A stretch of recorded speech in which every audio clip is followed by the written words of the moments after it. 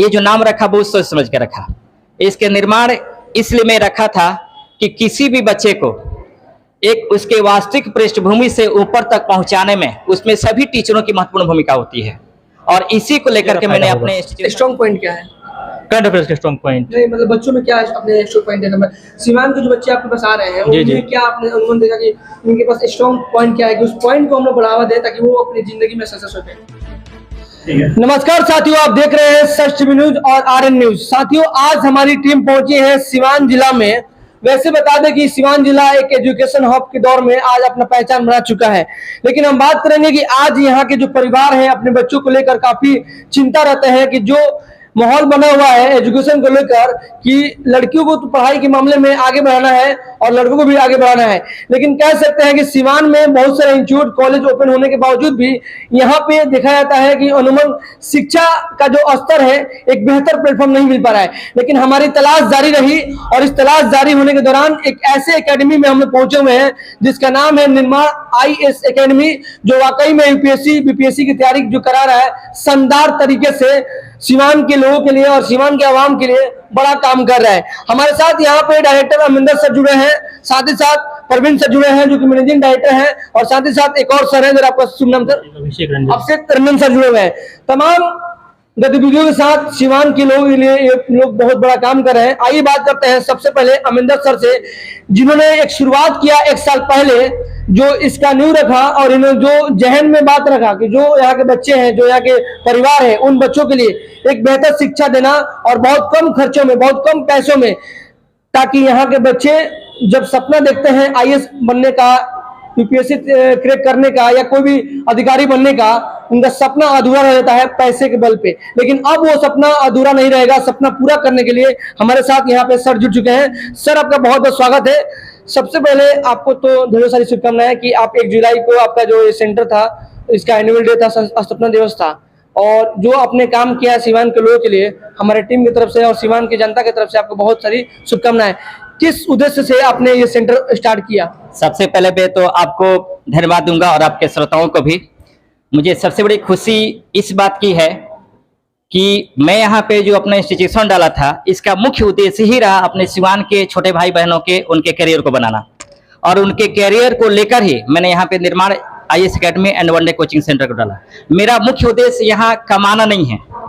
अगर कमाना रहता तो इससे बेहतर रहता हम पटना, दिल्ली या कोई भी जाकर खोलता, क्योंकि ऑलरेडी मैं दिल्ली से पढ़ा हूँ, या ऑलरेडी एक स्टूडेंट की समस्या क्या होती है वो अच्छी तरह मैं समझता हूँ।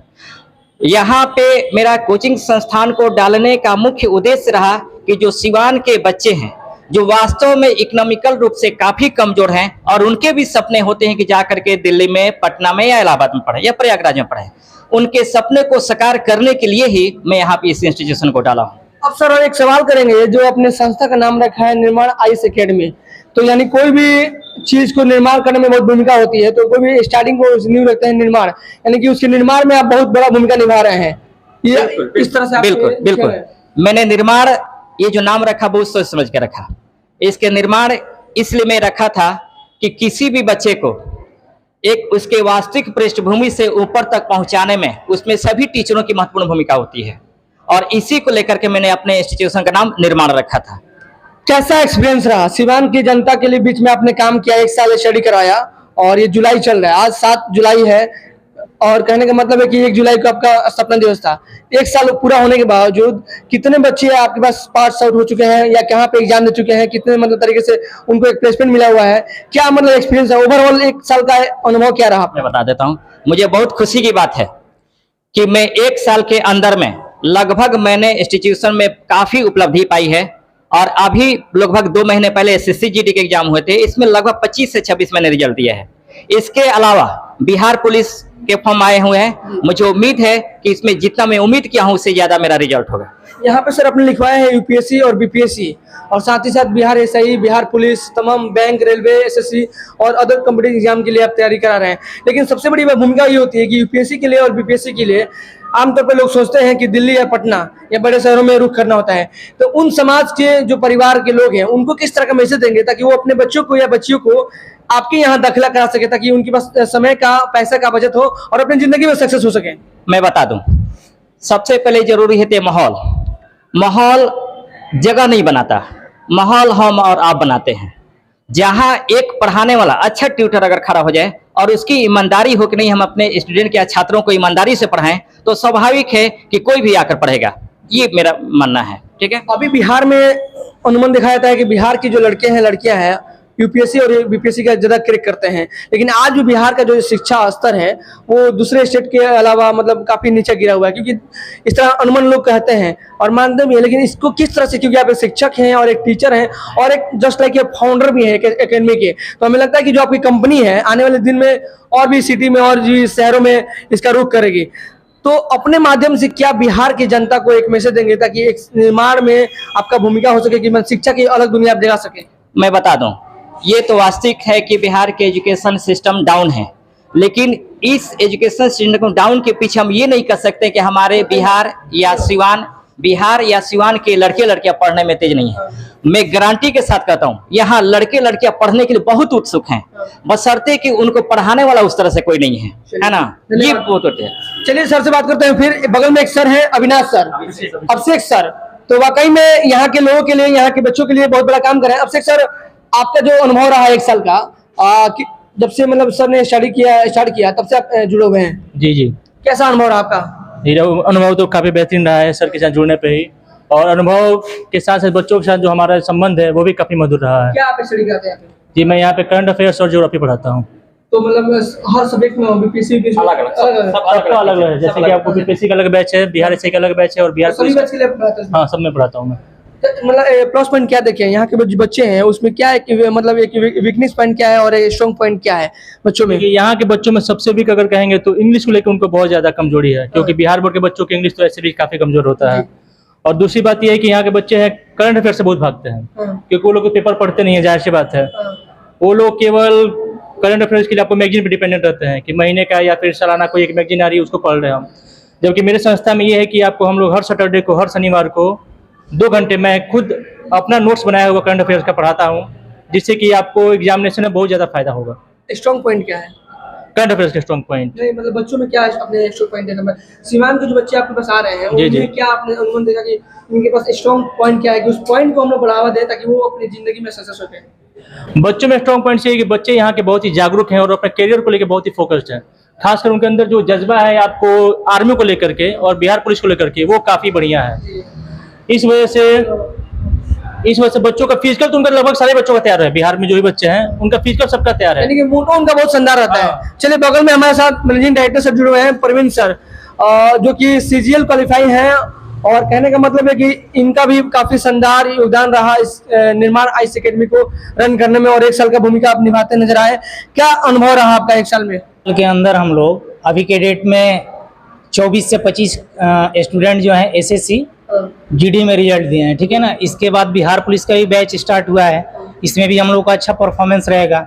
इसके बाद बिहार पुलिस है, उसके बाद एसएससी सीजीएल है, सीएचएसएल है, एमटीएस है, सब में हम लोगों का अच्छा भागीदारी रहेगा, क्योंकि मेहनत करके पढ़ाते भी हैं। अभी जो बच्चे मतलब मैट्रिक इंटर पास आउट हुए हैं और जो भी मतलब क्वालिफाई किए हैं, बीएससी रनिंग कर रहे हैं, तो उनका भी सपना है कि हम कहीं ना कहीं इस गवर्नमेंट जॉब को या जो भी यूपीएससी है, बीपीएससी है, इसमें क्वालिफाई करने के लिए हमें एग्जाम देने के लिए कहीं ना कहीं ट्रेनिंग सेंटर में जाना पड़ेगा। तो उनके लिए क्या मैसेज देना चाहेंगे? वो कहीं पे भी पढ़ें, लेकिन आके यहाँ पे भी एक बार पढ़ के चेक कर सकते हैं। दिल्ली पटना जाने की कोई ज़रूरत नहीं है।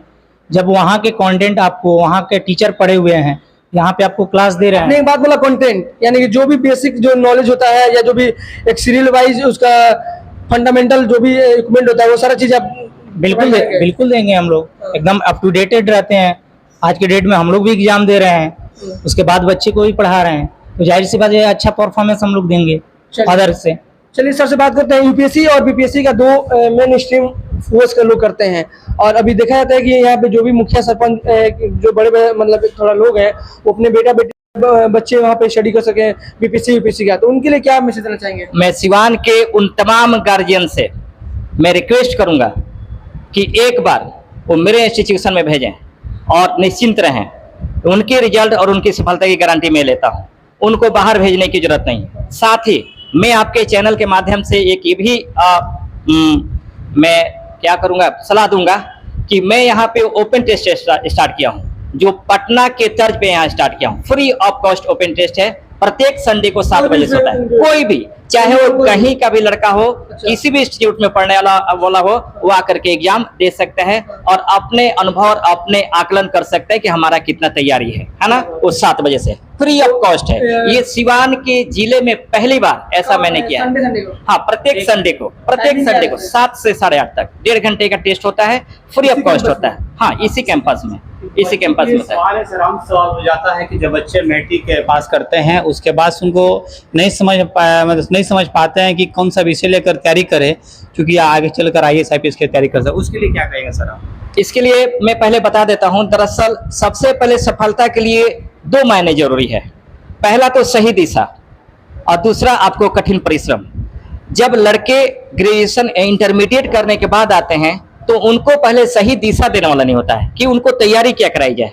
हालांकि आजकल के लड़के अब जागरूक हो चुके हैं, वो एग्जाम देने से पहले वो अपना टारगेट फिक्स कर लेते हैं कि हमें इंजीनियरिंग में जाना है, कि मेडिकल में जाना है, कि हमें यूपीएससी सिविल क्षेत्रों में जाना है। जो सिविल क्षेत्र में आना चाहते हैं उनके लिए मुझे सलाह ये देनी है कि वो पहले, अगर कोई भी मिसगाइड करता है कि आप स्ट्रीम कोई भी रखो, ग्रेजुएशन में आप किसी भी सब्जेक्ट से रखो तो उसी से एग्जाम देना होगा, ऐसा नहीं है। आप ग्रेजुएशन में किसी सब्जेक्ट से एग्जाम दीजिए। सिविल सर्विसेज के लिए सभी सब्जेक्ट समान होते हैं, उसमें किसी की कोई बाध्यता नहीं होती। ऐसा नहीं है कि ग्रेजुएशन आप साइंस से दे रहे हैं तो आपको साइंस से ही आपको सिविल सर्विसेज देना होगा, ऐसी कोई बाध्यता नहीं है। जो लड़के मिसगाइड हो रहे हैं उनको यही सलाह दूंगा कि इस तरह के किसी भी मिसगाइड से बचें और वो अपनी तैयारी अभी से स्टार्ट कर दें। एक सवाल रहेगा आपका, जो है लोकेशन क्या है? इसका लोकेशन है रामराज मोड़, नियर हनुमान चाय दुकान है ना, सिवान में रामराज मोड़ नियर हनुमान चाय की दुकान के पास में। चलिए, तो साथियों देखा आपने कि हमारी टीम पहुंची है। सिवान की पहचान की बात करेंगे। सिवान की पहचान में एक बहुत बड़ा अहम भूमिका निभाते नजर आ रहे हैं निर्माण IAS अकेडमी के जो संस्थापक हैं, डायरेक्टर हैं, जो भी मैनेजिंग डायरेक्टर हैं। सभी लोग का सपना एक ही है कि सिवान के लोगों के लिए एक बहुत बड़ा प्लेटफॉर्म तैयार करना है। सर का कहना भी था कि सिवान को एक ऐसा हब बनाना है क्योंकि पूरे बिहार में इसका नाम रोशन हो। वैसे भी सिवान का नाम काफी प्रसिद्ध रहता है अन्य मामलों में, लेकिन एजुकेशन में भी इसका महत्वपूर्ण योगदान रहा है। इसीलिए उन्होंने निर्माण IAS अकेडमी का इन्होंने निर्माण किया और यहाँ के बच्चों के लिए, यहाँ के परिवार के लिए एक बड़ी भूमिका निभाते नजर आए। आपको बता दें कि कृपा निधान सर के गाइडलाइन में निर्माण IAS academy and 1 day coaching centre चल रहा है। और हम बात करेंगे यहाँ पे तमाम जो चीजें हैं, UPSC, BPSC, Bihar SI, Bihar police, SSC, railway, bank, other competitive exam के लिए आप यहाँ पे आ सकते हैं, प्रिपेयर कर सकते हैं। और खास करके जो लड़कियों के लिए एक बड़ा सुनहरा अवसर है कि लड़कियों के लिए अलग भी व्यवस्था का निर्माण किया गया है, साथ ही साथ उनके लिए सेफ्टी का भी व्यवस्था किया गया है। और हम कह सकते हैं कि जो बच्चियां कहीं बाहर जाने में असमर्थ है उनके लिए एक बेहतर प्लेटफॉर्म मिला हुआ है, क्योंकि बहुत सारे बच्चे यहाँ पे सोच रहे हैं कि हमें BPSC करना है, UPSC करना है। उन तमाम स्टूडेंट के लिए एक बहुत बड़ा सुनहरा अवसर आ चुका है सिवान की धरती पे, रामराज मोड़ पे। आप देख सकते हैं। तो सर कुछ कहना चाहते हैं, चलते चलते क्या कुछ कहेंगे? मैं एक और बात आपके चैनल के माध्यम से कहना चाहूंगा। सिवान के वैसे छात्र या छात्राएं जो आर्थिक रूप से कमजोर हैं, वो निस्संदेह और बिना हेजिटेशन के हमारे पास आए पढ़ने के लिए, हम उनको आर्थिक मदद करेंगे। धन्यवाद सर, थैंक यू। देखिए सर, आज हमने एक और बड़ी बात उपलब्धि मिल गया सिवान के लोगों के लिए कि UPSC में BPSC में जो पैसा खर्च लगता है बहुत लगता है, एक टाइमिंग भी लगता है, लेकिन कहीं ना कहीं बहुत सारे जो स्टूडेंट जो चाहते हैं कि हमारा आर्थिक स्थिति, दयनीय स्थिति बहुत नाजुक है, उसकी वजह से वो आगे नहीं बढ़ पाते। लेकिन सर ने ऐलान कर दिया कि अगर आपको एबिलिटी है, अगर आपको टैलेंट है, अगर आपको क्षमता है कि हम इस चीज को निकाल सकते हैं, तो आप बेहिचक सर से मिलिए और अपने बारे में बताइए। बेहिचक सर आपको सपोर्ट करेंगे और आपके सपने को उड़ान भरने में कोशिश करेंगे और मदद भी करेंगे। चलते थे सर, अपना नंबर मोबाइल बता दीजिए। मेरा मोबाइल नंबर है 99 73 92 97 95, है ना, 99 73 92 97 95। ये मेरा मोबाइल नंबर है, कोई भी इससे संपर्क कर सकता है।